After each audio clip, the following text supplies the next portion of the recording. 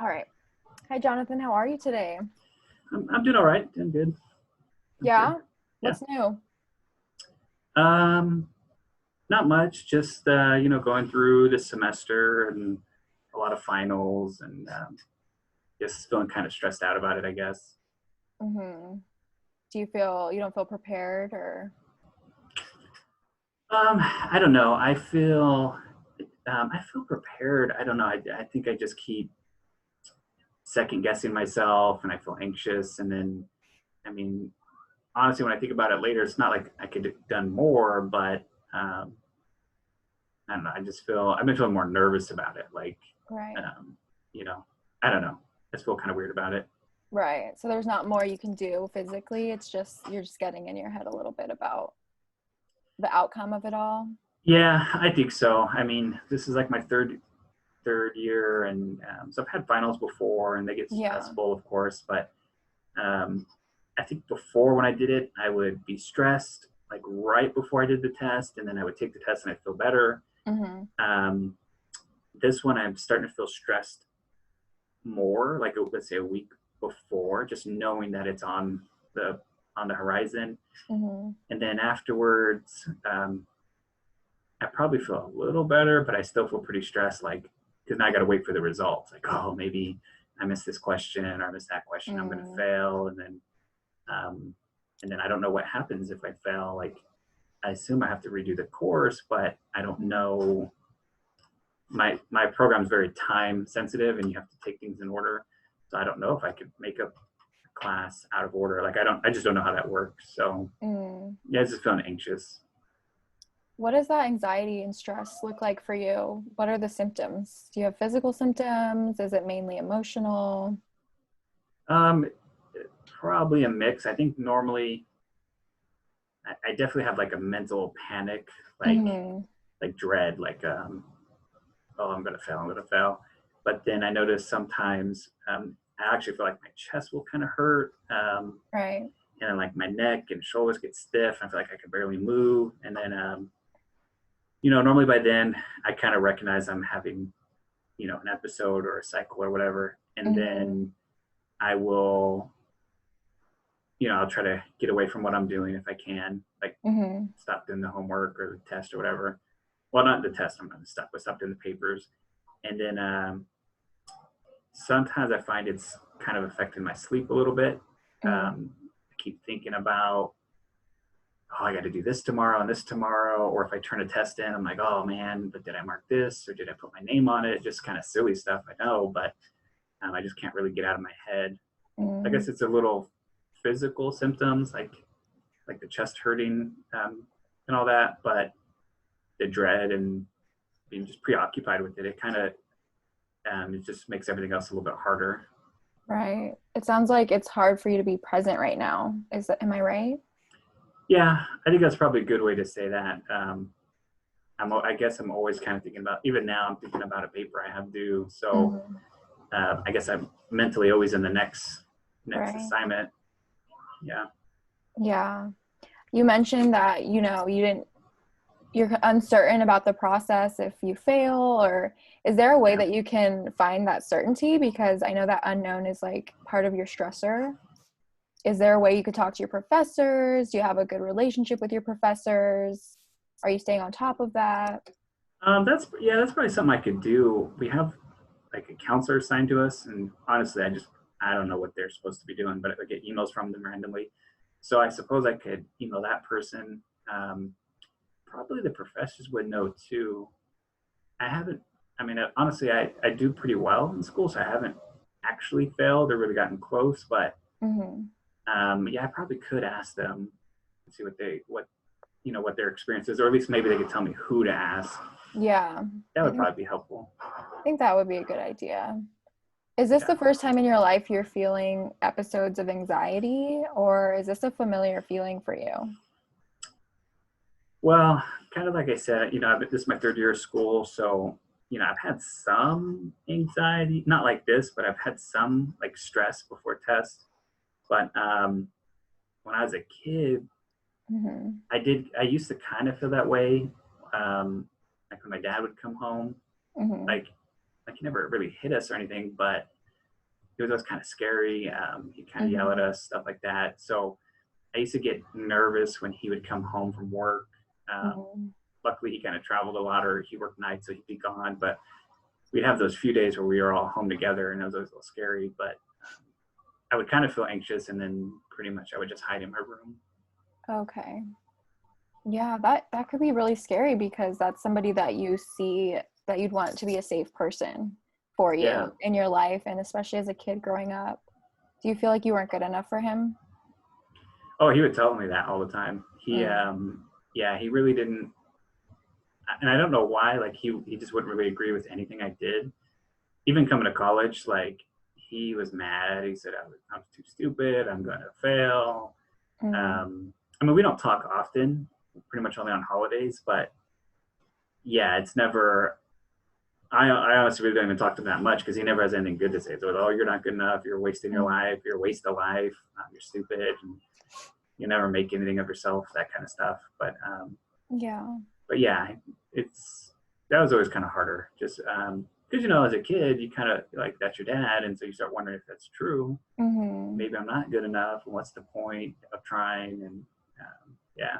I'm so sorry you heard those things growing up. That sounds very hard. And do you see the connection between maybe you thinking that you might be a failure in school because of what your dad has said about you?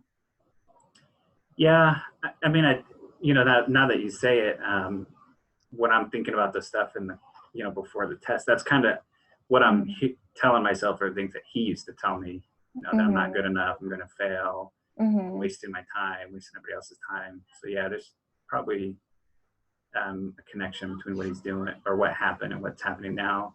Yeah, those are definitely hard thoughts to have in your head, and scary that you're like walking in those thoughts. And I feel when those thoughts come, we kind of need to help you find a different thought to replace it rather than you focusing on that thought, because then you spew into all that anxiety and that fear and always thinking of the next because you want to show up for the next, but Yeah, you're not being present.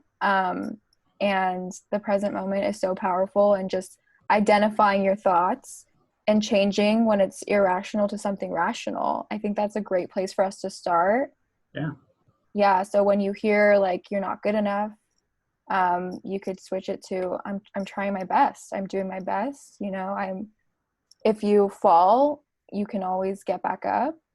But like you said, in school, you've always done pretty good. So look at your track record. You've always done pretty good. You haven't been a failure in school. So those thoughts are very irrational. And so you kind yeah. of have to ask yourself, is like when a thought comes and you want to believe it, ask yourself, is it true?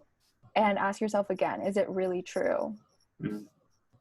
Yeah, I think that's something I could definitely do, Mm-hmm. and that'd probably be helpful because you're right. And I mean, a lot of it's not. I mean, even the test, like I'm at pretty know, I study pretty hard, so you can only know what you know. Mm-hmm. But I normally do well. You're right.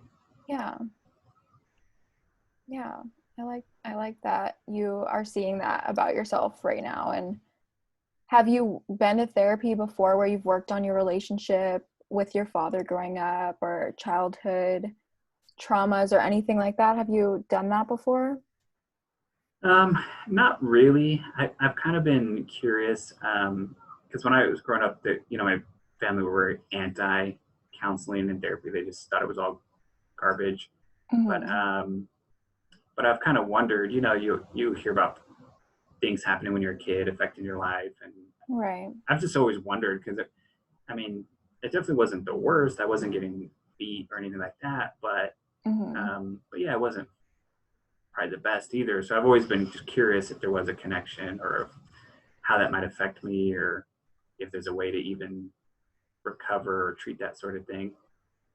Yeah, of course. I'm glad that you're here today and that you're willing to talk about those things and to just create a better thought process for yourself as you're not that child anymore, but a lot of what happens to us as a child sticks with us and we act out in those ways still.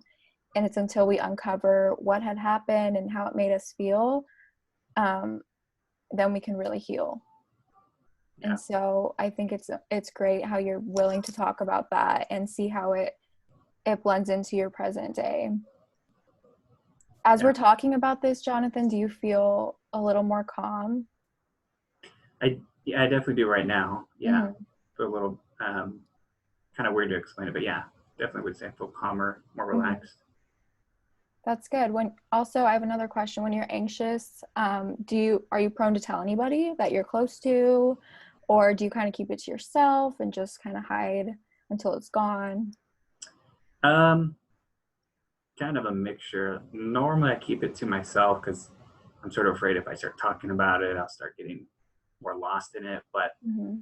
sometimes, if I feel like I'm at maybe if I start feeling like I'm going crazy, like sometimes I'll tell someone just to like I don't know, so they can be mindful and Hmm. you know, because I don't want to have like a panic attack and have these physical symptoms, thinking it's a panic attack, but maybe it's a medical problem. So sometimes I'll tell them like, "Hey, my chest is hurting, could be a panic attack. I don't know." Just that Hmm. way, you know, hypothetically, if I pass out or something, Mm. at least someone's kind of watching. But Do you fear those physical symptoms like taking over you and you passing out or something of the sort? yeah, I mean, I think honestly, that's probably where it starts. Is I'll start feeling the physical symptoms, Hmm. and I almost always forget, or I guess I don't forget. I don't think about it being related to anxiety. I just think, oh man, my chest is hurting. What if I'm having a heart attack, or what if I just got hurt, or something like that? And then eventually it gets worse and worse and worse, and I'm like sweating, Mm. and then typically somewhere in there, and I'm like, I realize, you know what, you're just stressed out. You're feeling physical symptoms, and Yeah. um, yeah, and then sometimes that alone helps me calm down to like, okay, you're not having a heart attack, you're not Right. having a medical thing, you're just having anxiety. Hmm. So yeah, but yeah, I do always fear because what if I am having a heart attack and Right. I'm not somewhere where I can get help right away, or what if it happens in class and Right. everybody makes fun of me or something? Yeah, I say that because panic attacks are very scary and very real, from the mental symptoms to the physical symptoms. So I'm glad that you do have a few people in your life that you can trust to tell, and that we are on this path together to help you notice those thoughts and to combat them in healthier ways. Yeah, So, Jonathan, awesome. our time is coming to a close, and I just want to make sure you're okay and you feel good with the session. Yeah, for sure. This Awesome. is good. Awesome. Okay. Well, we'll schedule another session. And I'm Okay. just grateful that you showed up today. You showed up on time. And thank you so much. I'll see you next time. Okay, great. Thank you. Okay. Bye.